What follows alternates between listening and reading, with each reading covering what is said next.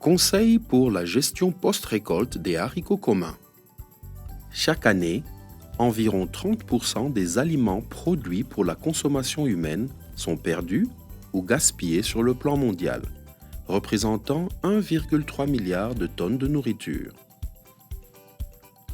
En Afrique subsaharienne, les pertes en grains annuelles représentent 4 milliards de dollars américains, ce qui pourrait nourrir au moins 48 millions de personnes.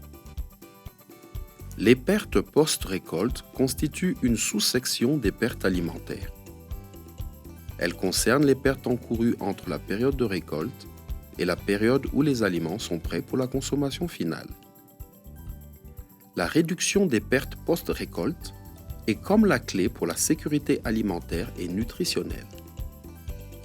La réduction des pertes alimentaires post-récolte contribuerait de manière significative à l'atteinte des objectifs de développement durable 1, 5 et 12. Nous allons aborder comment réduire les pertes post-récolte pendant la récolte, le séchage des gousses, le décortiquage, le séchage des graines décortiquées, le vannage et le triage, mesure de la teneur en humidité et le stockage. Récoltez votre haricot à temps lorsque les feuilles et les gousses sont jaunes, brunes.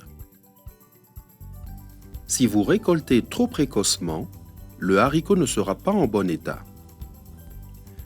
Ne touchez pas le sol pendant que vous récoltez les gousses, car les gousses pourraient être infectées par des pathogènes ou maladies présents dans le sol. Si vous laissez sécher les haricots dans le champ, ils pourraient être affectés par des maladies ou être mangés par des insectes ou par des animaux.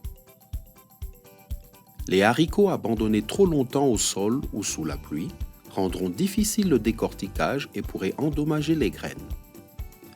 Après la récolte des haricots, les gousses doivent être triées afin de débarrasser des adventices et gousses immatures.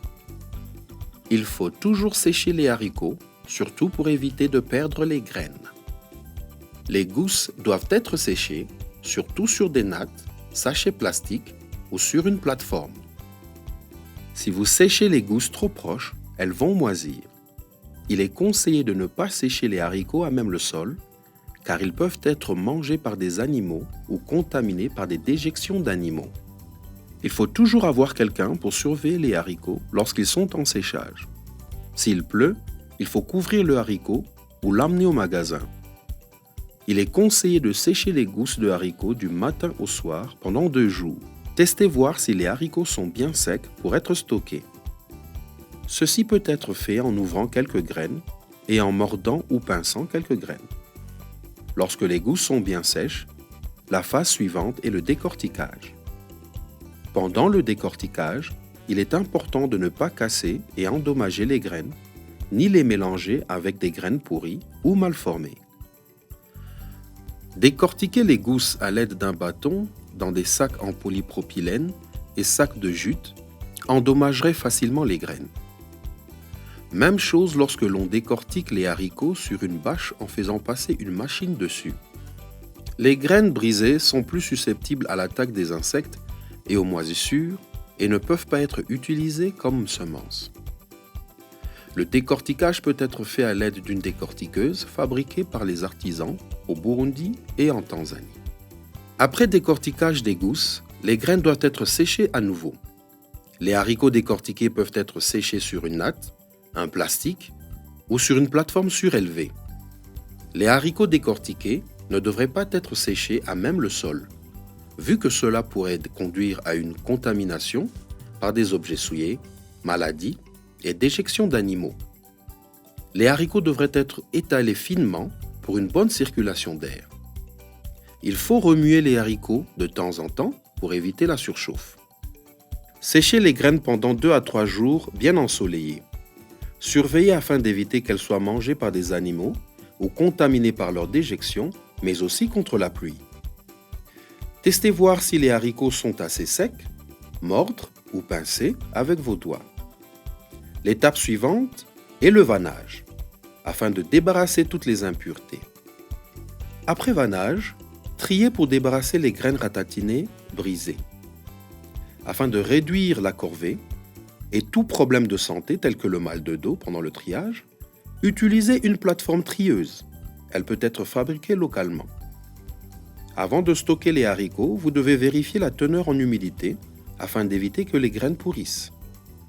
Pour mesurer la teneur en humidité, vous avez besoin d'une poignée de sel, un échantillon de graines et un bocal propre et sec.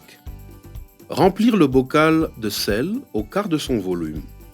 Après quoi, vous ajoutez une poignée de graines d'haricots. Bien secouer et laisser reposer les graines pendant 10 minutes. Si vous observez une accumulation de sel sur la paroi du bocal, alors la teneur en humidité est plus élevée que les 13 et 15% recommandés. Remplir le bocal de sel au quart de son volume, stockez votre haricot dans une chambre bien ventilée, sans aucune issue où l'eau de pluie pourrait y entrer, ni de trou par où les rats pourraient entrer pour manger les grains. Les sacs de stockage doivent être propres, désinfectés et hermétiques. Vous pouvez stocker les haricots dans des plastiques ou récipients métalliques ou dans des sacs PIC. Assurez-vous que les sacs sont placés sur des piquets ou sur des bois placés à 1 mètre du mur afin de les protéger contre l'humidité.